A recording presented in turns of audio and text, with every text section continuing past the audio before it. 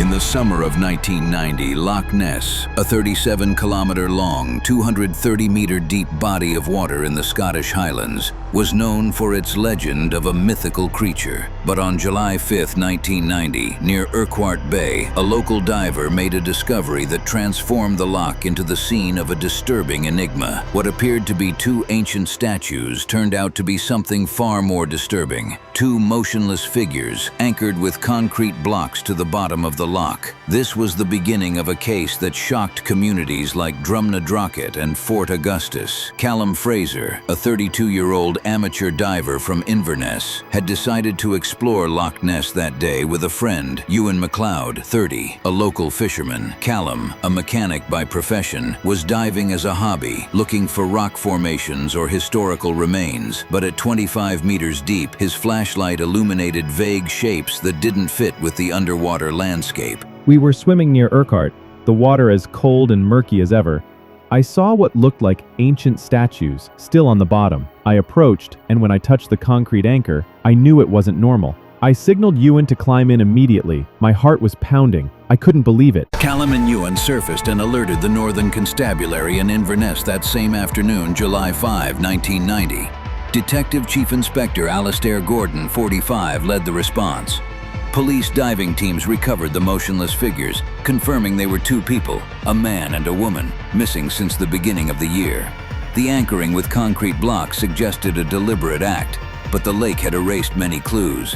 When we got out of the water, Callum was pale. We called the police from a phone box in Drumnadrochit. I thought it was a mistake. But seeing the figures, I knew someone had planned this carefully. The lake always keeps secrets, but this was different. The motionless figures were identified as Fiona Mackenzie, 28, a teacher from Fort Augustus, and Ian Campbell, 35, a farmer from Inverness. Fiona disappeared on February 10, 1990, after leaving her school in Drumnadrochit. Ian was last seen on March 15, 1990 at a local market. Both lived quiet lives, with no known enemies, but their disappearances shared one detail. Both frequented Loch Ness for walks or fishing. Fiona loved walking by the lake. On February 10, she said she was going to Urquhart to think. She never returned. The police searched, but nothing. When I heard about the discovery, I couldn't believe she was anchored like that. Who would want to erase her from the world? The police, under Inspector Gordon, began an exhaustive investigation. The concrete blocks, crude but effective, were analyzed in a laboratory in Glasgow. The ropes of naval type were not common in the area. Forensics determined that the figures had been in the water for months, but the cold of the lake had preserved little useful evidence. On July 5, 1990, the discovery perplexed us. The anchorage suggested planning, but with no witnesses, we turned to the victims' lives. Fiona and Ian didn't know each other, but both were alone when they disappeared. We searched for connections in the lake. Investigators interviewed family and friends. Fiona's brother, Lachlan Mackenzie, 30, mentioned a dispute with a neighbor, Hamish Reid, 40, a fisherman from Drumnadrochit over land near the lake. Hamish became the prime suspect. Fiona and Hamish were arguing over a path to the lake. He was possessive about the area. After she disappeared, Hamish acted strangely, avoiding questions. I thought he knew something. For Ian Campbell, his wife Elspeth Campbell, 33, pointed to a business partner, Duncan Fraser, 38, an Inverness merchant with whom Ian owed debts. Duncan, with access to building materials like concrete, raised suspicions. Ian owed Duncan money for farm equipment. They argued weeks before he disappeared. Duncan knew the lake. He sometimes went fishing. I felt uneasy when he didn't ask about Ian afterward. A third suspect emerged, Morven Sinclair, 29, a Fort Augustus tour guide who knew both of them. Morven had led Fiona on a tour and sold supplies to Ian. Her alibi was tenuous for the dates of the disappearances. With 3 suspects, Hamish, Duncan, and Morven, we looked for connections. All had access to the lake and vague motives. But without physical evidence, the case was a puzzle. The concrete anchor suggested someone with practical knowledge. But who? Forensic experts confirmed the ropes were of an industrial grade, available at shops in Inverness. Fiona and Ian's families pressed for answers, but the loch held its secrets. The Highland community lived in fear, wondering if the culprit was still among them. The town was quiet. Fiona was loved. Her disappearance pained us. When we heard about the discovery, we thought of a real monster, not the one from legend. Who could have planned something so cold? As the investigation progressed, questions multiplied. What united Fiona and Ian? Was one of the suspects responsible, or was someone else watching from the shadows?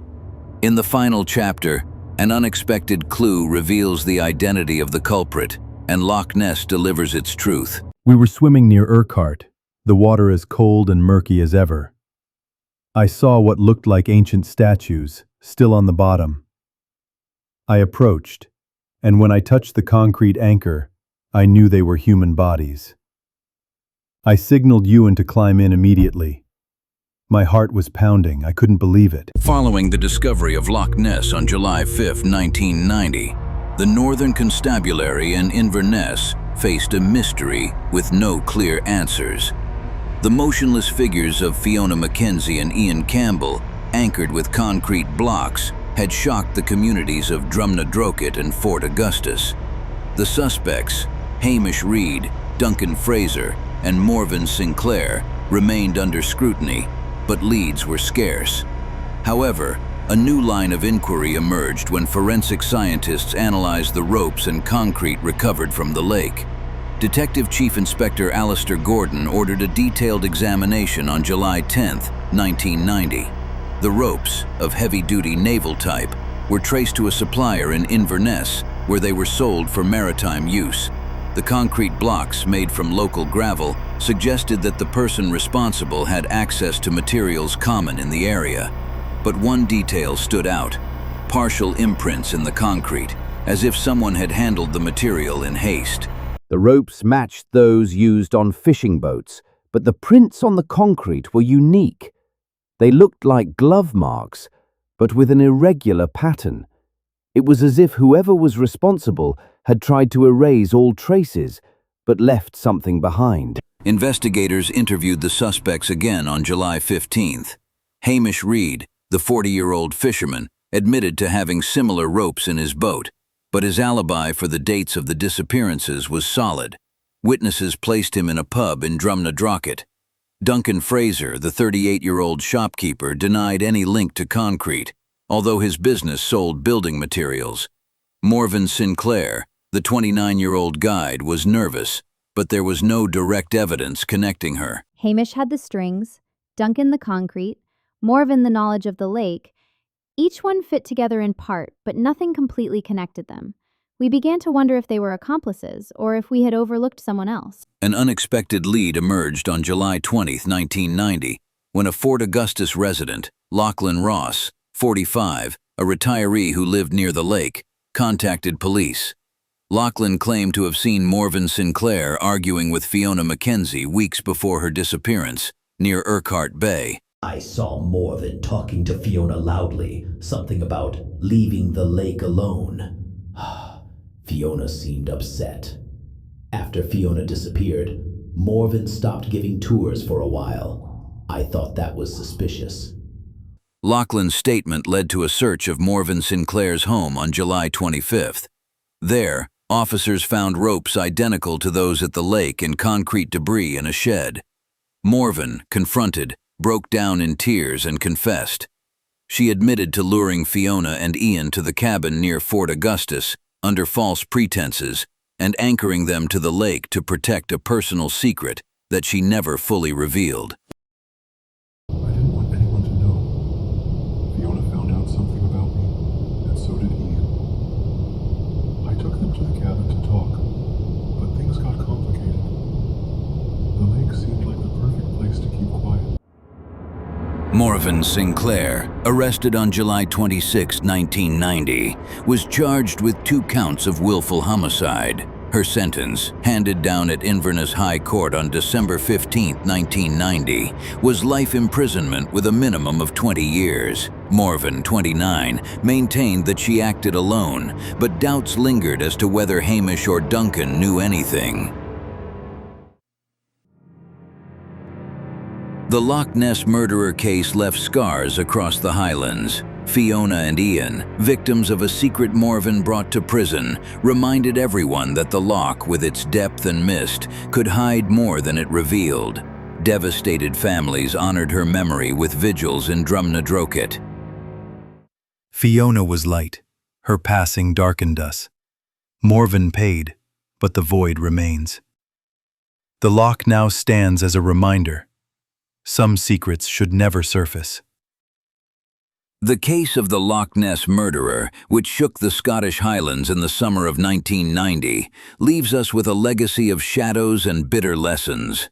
Fiona Mackenzie and Ian Campbell, two innocent souls who vanished into the mists of the loch, were found anchored in its depths, victims of a secret that Morven Sinclair brought to prison. Sentenced to life imprisonment in December 1990, Morven paid for her calculated act, but the family's pain, the emptiness of siblings, wives, and friends, lingers like the eternal waves of the Ness.